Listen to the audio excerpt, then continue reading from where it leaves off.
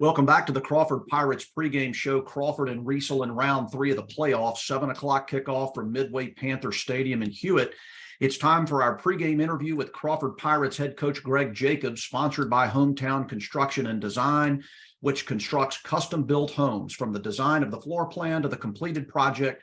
Call them at 254-229-0006 or check them out on Facebook, Hometown Construction and Design.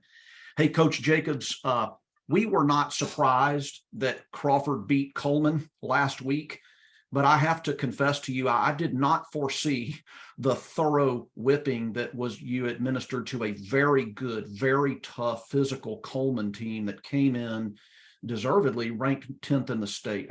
I sense you did see that coming. Is that right? Well, I liked the focus of our players all week.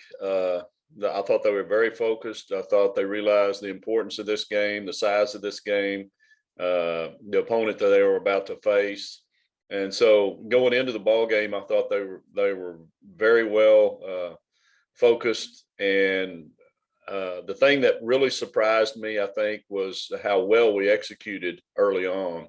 Even down 6 points at the beginning of the game, we came back and really our execution offensively in the first half was really good. We had some big explosive plays that made a big difference in the game. And, our defense bent that first series, gave up that touchdown.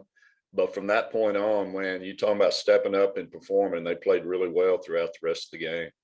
Yeah, Coach, let's talk about that long drive to start the game. I mean, Coleman's offense, I'm going to come back and brag on your defense in a minute, but Coleman's offense really had only 2 bright spots. They had a long touchdown pass with under 3 minutes to play when the game was long in hand. And then, but they had this really impressive 79-yard drive to start the game. They got the ball first. They drove into the wind. They scored a touchdown. After that, but for that trash time touchdown at the end of the game, you just dominated defensively. Were there particular adjustments that you made after that first drive of Coleman's, or did you guys just gather themselves? What do you attribute that to? Well, I think it was a little of both. I think we were kind of feeling each other out early in the game. I told them during the week that I thought that Coleman's mindset was try to dominate up front and try to instill that into our players to realize, the importance. I thought the game would be won up front.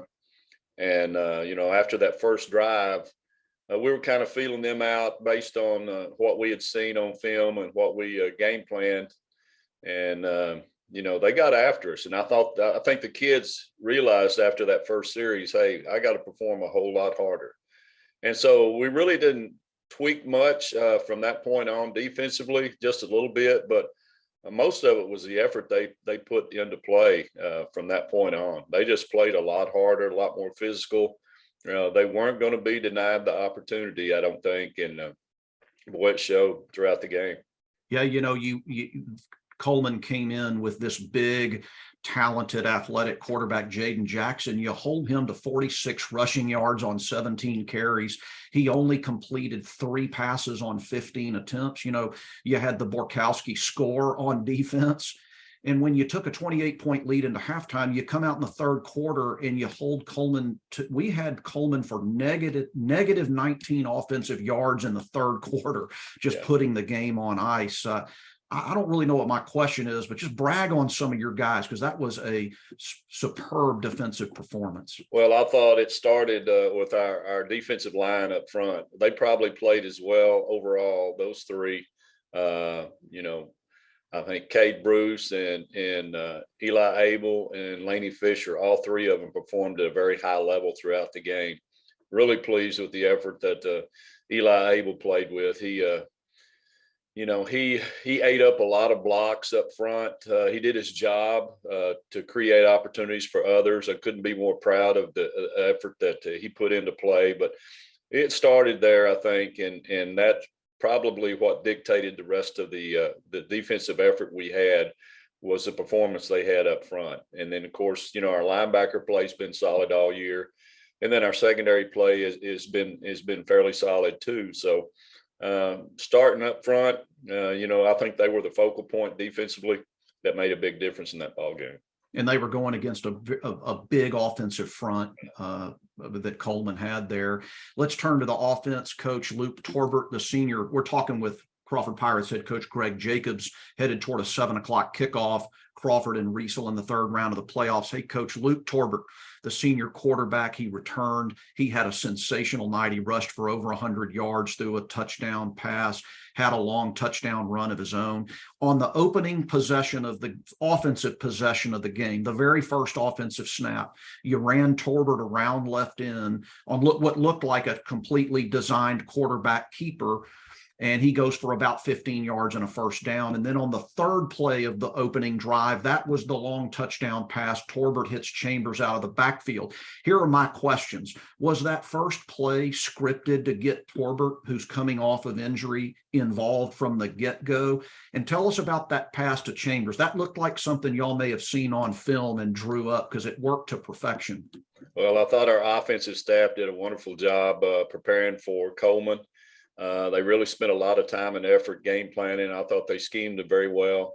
The opportunity that Luke had to get out on the edge early on was a design play. We wanted to utilize his strengths and obviously his playmaking ability, and to get his feet wet, I guess, so to say. It's been a while since he had played, and he was a hungry guy. He missed his opportunity last year.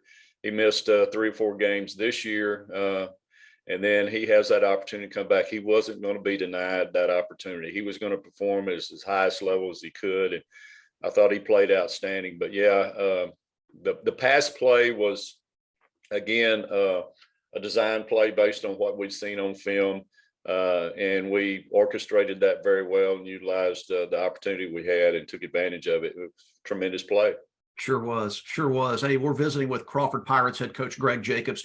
Hey, Coach, an unusual game tonight. You face a district opponent, a team that finished 4th in the district that the Crawford Pirates are the champions of, a team that Crawford beat 43-0 only 4 weeks ago. What can you tell us, though, to dispel any thoughts that this Riesel team isn't to be taken seriously? They look like they're playing their best ball toward the end of the season. I think they are. I think it's a whole different team than what we played, a number of weeks ago. I think they found their niche offensively. They're a big, dominant, physical offensive line. They have a very strong run game. And I think they hang their hat on that, believe in it. In the last 2 playoff games is portrayed that. They've been very effective in their run offense during the last 2 playoff games. I think defensively, they've gotten even much better. I think, they held a 1,600 plus yard rusher at Bangs to very minimal yardage last week, and game planned him very well and shut him down. And so, a whole different ball club than what we faced a number of weeks ago. They're playing with a lot of confidence. They had opportunities to get in the playoffs, but they took advantage of it. And they seem to continue to improve on both sides of the ball as they go through the playoff stretch. Last question for Crawford Pirates head coach Greg Jacobs. Hey, Coach, you and I joked a little bit about you not maybe realizing this was Thanksgiving week because you're so busy getting ready for this game. But talk a little bit about that, if you don't mind. This is Thanksgiving week. I would assume some players have family coming in, distractions, family distractions, and all that kind of thing. Thanksgiving week is routinely a football week in Crawford, Texas. What do you do to minimize those distractions, to kind of try to keep this business as usual? Well, I think, first of all, one of our goals our kids have is they want to be able to play football during the week of Thanksgiving. And we've been very fortunate here over the years to have that opportunity.